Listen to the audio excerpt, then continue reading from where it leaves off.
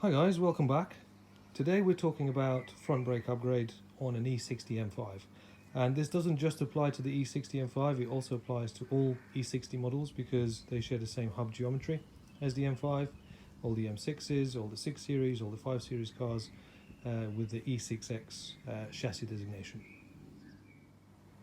So this is a fairly budget upgrade because all we're just changing the brake calipers, the brake hoses and the brake pads, and we're installing the 374mm 4-piston Brembo calipers off of the G chassis cars. They're the medium calipers as far as these calipers go. If you'd like to know more about these calipers, check out my other videos where I cover the differences between these. But this particular set is going to be ideal for our application because we're keeping the original 374mm M5 discs, so these calipers will fit pretty much perfectly. We'll be using some ATE Type 200 fluid, a pressure bleeder that we always use. Great little tool if you're doing the job by yourself and you don't have someone else to pump the pedal for you when you're bleeding the brakes. This will make your life very easy. And of course, Hell Performance brake lines. If you need a set of these, give me a shout. I do offer a slight discount on them compared to retail, so get in touch, and they're available very, very quickly in pretty much any colour you want. So let me know if you need a set.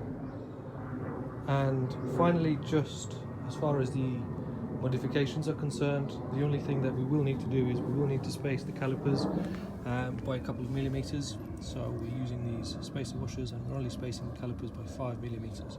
So I'm stacking them up in pairs of 2.5mm washers. So you'll need 4 for each caliper, 4 2.5mm for each caliper, or 2 5mm for each caliper, whichever ones you can get hold of. And the other thing we had to do is we had to modify the pads ever so slightly. So on G chassis cars, the medium and the large calipers, the 374 and the 395 calipers, use a very tall pad. It's a 90mm pad that they use in terms of height. So once we are putting these on the E60, the disc contact patch is a lot shorter and the bell on the disc is a lot larger. So it just requires a slightly narrower pad, meaning that we'll have to trim a little bit off the bottom. Only about 15 millimeters, about that much off the bottom of the pad, just to make sure that these clear the hat.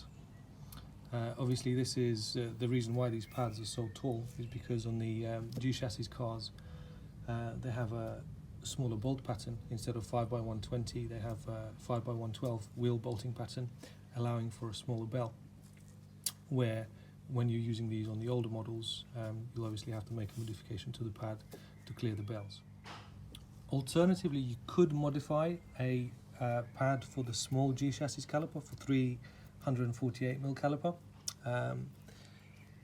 It's almost the same, but what you'd have to do to make these fit into these calipers, you'd have to get rid of the little weights attached to the pad, which are anti-squeal weights, so you'd have to drill them out.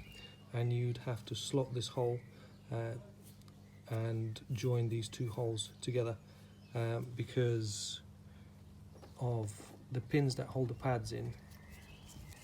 They actually go into that space there, and the pad is different, so you'd have to do that. And the other thing you'd have to do is you'd have to cut one of these little shims off.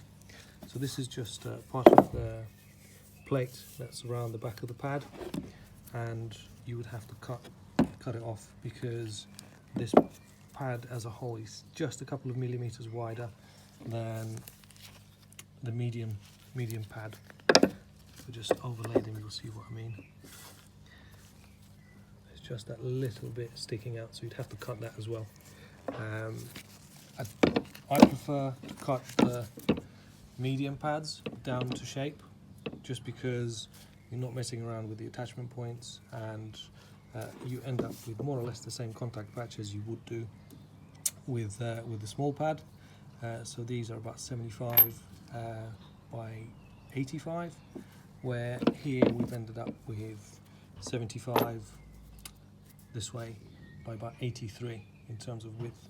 So in reality they're more or less the same. The only difference is as this pad wears, the contact patch will get wider because of this chamfer, where the genuine medium pads for the G chassis have got quite a sharp step, and they don't really have that chamfer, which means that you'll have a consistent pedal feel as the pad wears, where with this, as the pad wears, the pedal feel will change. So when you replace the pads, you'll feel a massive difference, where with this, your pedal will feel very consistent throughout the life of the brake pad. So now I've managed to put together the right hand side of the car. Calipers on and tightened up nicely. The new braided hose is on. That joint there is tightened up as it's supposed to be. The pads are in with the fitting kit, and you can see there the contact patch is going to be completely in full contact with the pad. The entire height of the contact patch will be swept by the pad, so that's great. That's on the front and on the back. The caliper is centered pretty much dead on with the 5mm spacers. There they are, just hiding there between the attachment points and the actual caliper body. So now all we have left to do is to attach the pressure bleeder, open up the bleed nipples, bleed the system on this side, do the same on the other side, and we'll be good to go. Like I said earlier, we're using original discs. I've had these discs re-skimmed. I use the company called BG Developments, just south of Birmingham. They're official AP racing distributor, and they do a lot of custom work. So if you need anything of this sort done, give them a shout. The guys there are very, very good, very professional. They'll be more than happy to help you out. The disc thickness was still really, really good, so they shot blasted the discs for me, and then they've skimmed them on their lathe. And here we go. It's pretty much like a new disc, just about £400 cheaper. So now I've bled the system using the pressure bleeder. A little bit of air came out of the outer and the inner nipples, so I'm quite confident all the air is out of the system. If you get an issue with a seized brake pipe on that union there, check out my other video. There's quite a detailed guide on how to get around that problem. I've also put the wheel on, and I've tightened the bolts up by hand. As you can see, there's still plenty of clearance to the caliper. The caliper is significantly bigger than the original caliper, but there's still plenty of clearance to the inner wheel barrel and to the actual spokes. So there shouldn't be any issues there, and no need for spacers or anything else of that sort. So on that note, thank you very much for watching. Hope you found this useful. If you have any questions, do give me a shout. Please subscribe and watch out for more videos coming your way if you find this sort of stuff interesting. Thank you and goodbye.